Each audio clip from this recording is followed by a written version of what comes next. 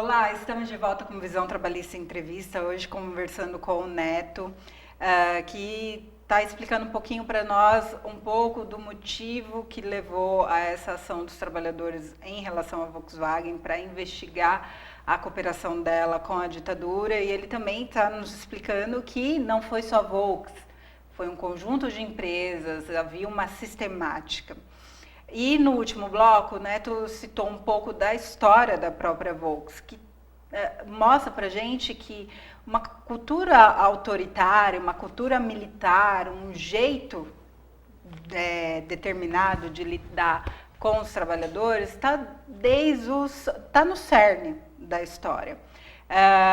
E talvez na cultura da empresa, talvez para eles isso se justifique, mas aí a gente deixa para você avaliar, e para contribuir com essa avaliação, eu vou deixar com você um trechinho de uma declaração de um dos responsáveis pela vinda da empresa para o Brasil e que se tornou também presidente do grupo Volkswagen, ali, quando tudo estava começando, nos anos 60, 70, é o Karl Röhm. Por favor, vamos dar uma olhada. Verfolgen Sie denn aktuell die Ermittlungen, die in Brasilien gegen Volkswagen do Brasil laufen? Noch nie davon gehört. Wer verfolgt die denn? Die Staatsanwaltschaft, die Bundesstaatsanwaltschaft. Wo? In São Paulo. Das ist sehr verdienstvoll, dass Sie sich da so aktiv einsetzen. Wunderbar. Sie finden das nicht nachvollziehbar, dass man das macht? Ich halte das für, die Überschrift hieß, für mich gibt es Wichtigeres für uns, als mit der Vergangenheit in Brasilien zu beschäftigen. E, como você viu, essa declaração é uma visão, né, da empresa, que a empresa depois, confrontada com as investigações, a empresa colocou alguém para fazer uma análise lá dentro. Primeiro colocou um historiador, que, pelo que o fórum conseguiu compreender, não seguiu propriamente a tendência que a empresa imaginava que seguiria. Em dezembro último foi apresentado um relatório feito por um segundo historiador, que também já começou a levantar uma lebre que não necessariamente ia ao encontro de uma visão positiva da Volkswagen. Foi o Christoph Cooper. E aí a gente vê mais uma declaração dele agora, e na sequência a gente volta para o Neto explicar um pouquinho desse conjunto. Vamos lá. Dass der Werkschutz von VW auch das Ziel der Militärdiktatur, vor allem den Kommunisten, mit allen Mitteln zu verfolgen, auch teilte. Ich kann bisher sagen, dass es eine regelmäßige Zusammenarbeit zwischen dem Werkschutz von VW do Brasil und den Polizeiorganen des Regimes gab. Wenn beispielsweise irgendwo auf einem Klo oder Umkleidekabine dann verbotene kommunistische Zeitschriften gefunden wurden, hat der Werkschutz das nicht nur registriert, sondern er hat es auch an die politische Polizei weitergemeldet. Neto, de que modo que essas conclusões que o Christopher começou a apresentar, porque esse vídeo não é do final da investigação dele, né? Batem com o que os trabalhadores dizem e se confrontam com o que a empresa, porque eu sei que hoje a empresa tem um discurso de que não, nós nos interessamos pela nossa história e que queremos entender essa história. De que modo que as coisas dialogam ou não?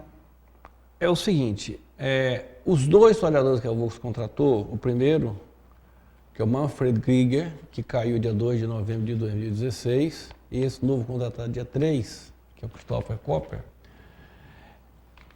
tem alguma coisa estranha, porque é como uma sensação que nós tínhamos e que está se comprovando. É como se a empresa, ao contratar os historiadores, quisesse conformar eles para construir uma versão, se modular o problema, delimitar o problema. Por exemplo, a Volkswagen, dia 14 de dezembro, fez uma festa, nós chamamos de festa, eles chamaram de evento.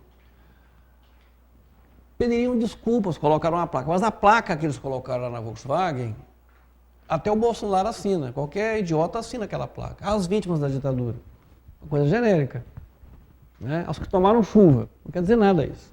Os dois não podem divulgar os documentos que tiveram acesso. Então tem um A contrato. história permanece oculta. Tem um contrato ali. Depois, esse agora, ele teve chance que ninguém teve, que é o acesso à documentação que ele cita a Divisão de Segurança Industrial, mas no relatório dele não tem um documento da Divisão de Segurança. Então a Volkswagen está muito preocupada com a reparação, porque ela teve que pagar muita indenização, Tchecoslováquia, Polônia, União Soviética, de campos de trabalho forçados, né, que eles ocuparam muitas áreas na Europa e na própria Alemanha, trouxeram soldados soviéticos para trabalhar em campo de trabalho, né? Campo de concentração, campo de trabalho, um tipo de campo de concentração. Mas não tem no relatório do Cooper nenhum documento da Divisão de Segurança. Então, eles, por exemplo, eles ficam dizendo para o Ministério Público, quantas são as vítimas? Bom, as vítimas são dezenas, centenas. Naquela lista famosa da greve de 80, são 470 e poucos nomes, do quais 50 da Volkswagen. Descobriu uma lista de 69 na fábrica da antiga Vemag, aqui na Vila Carioca, no Ipiranga, aqui em São Paulo. Né?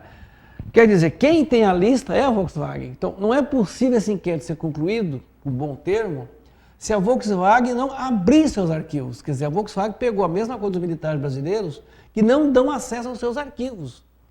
Quer dizer, agora, se o Ministério Público decidir judicializar, quer dizer, transformar o que é o inquérito público numa ação civil pública, a Volkswagen vai se defender na justiça. É uma possibilidade. Ou ela pode vir para um acordo. No acordo, nós queremos, como começo de conversa, que ela abra seus arquivos. Porque os próprios trabalhadores, tem muitos trabalhadores, vocês que mexeram com isso, sabem disso, que não sabiam até agora, que não arrumavam emprego porque foram perseguidos. E às vezes não eram militantes, não eram comunistas, não eram socialistas, não eram trabalhistas. Eles eram trabalhadores que tinham uma reivindicação qualquer, a empresa mapeia o cara, demite, é que ele entra na chamada lista negra, a gente chamava lista negra na época, né? E descobre hoje que tiveram a vida destruída por essa ação das empresas, que também trabalhavam combinadas. O que é mais grave no caso da Volkswagen, que a Volkswagen era uma espécie de cérebro das empresas. Então, a documentação que é apresentada, em São Bernardo, claramente a Volkswagen era articuladora entre as empresas, no Vale do Paraíba também. E é estranho porque ela trabalha no território inteiro. Então, Santo André, que ela não tem fábrica, ela vai dizer, não, tem um médico comunista trabalhando no Sindicato Metalúrgico de Santo André. Por que isso? Meio que uma polícia Exatamente, regional. empresarial regional. Ou a pessoa era presa na Via Anchieta, tem um caso constatado, a pessoa é levada numa viatura da Polícia Militar para dentro da Volkswagen, é interrogada pela segurança da Volkswagen, que faz um documento enviando os caras para o DOPS. Quer dizer, por isso que a Volkswagen está sendo pode ser condenada e está sendo acusada de graves violações de direitos humanos. Ela fez papel de Estado, de polícia, dentro da fábrica. Quando ela tem o famoso Chiqueirinho, né? Vários companheiros, o Expedito, por exemplo, foi deputado estadual depois, né? O Expedito, ele tem um depoimento, fiquei 15 dias no Chiqueirinho. O Claudecir, que está lá em Rio Preto, com Neves Paulista, uma pessoa lindíssima. Esse menino teve sua vida destruída aos 20 anos de idade, que ele passou 11 dias sendo interrogado pelo DOPS dentro da Volkswagen. Isso não pode, porque isso não é um problema trabalhista, é um problema de grave violação de direitos humanos. O Lúcio, quando é torturado dentro da fábrica, é grave violação de direitos humanos. Quando a fábrica, sabendo que ele estava preso há 46 dias, não informa a família. E tem um caso mais grave, que é o caso do Heinrich Plagg. O Heinrich Plagg, ele está doente, tem um pouco de Parkinson, um pouco de Alzheimer, mas o depoimento dele foi impressionante. No caso dele, que ele era chefe de uma seção importante na fábrica, não era um trabalhador comum, ganhava muito bem e tal. As pessoas foram sendo presas, procuravam um tal de Conrado. Então, uma hora, como ele era chefe, perguntava, você sabe quem é Conrado? Ele sabia que ia ser preso, que era ele próprio que estava sendo procurado. Bom, resumindo, ele é preso dentro da fábrica, igual o Lúcio, a veraneia estaciona na rampa, ele é levado amarrado, apanhando dentro da fábrica e fica 4 meses desaparecido. 4 meses de tortura, sendo que naquela noite, um diretor chamado Giomelli vai à casa dele e diz à esposa, ó, mandamos seu marido numa viagem de trabalho de urgência. Mas sem mala, sem nada, não, só fica tranquila. 4 meses.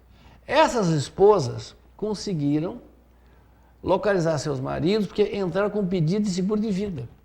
A estratégia dessas esposas, muito inteligentes, foi essa. Neto, eu vou precisar Tá, cortar claro. um pouco, embora seja penoso a gente cortar num momento tão tudo bem. importante, que a gente precisa fazer um intervalo e a gente já retorna.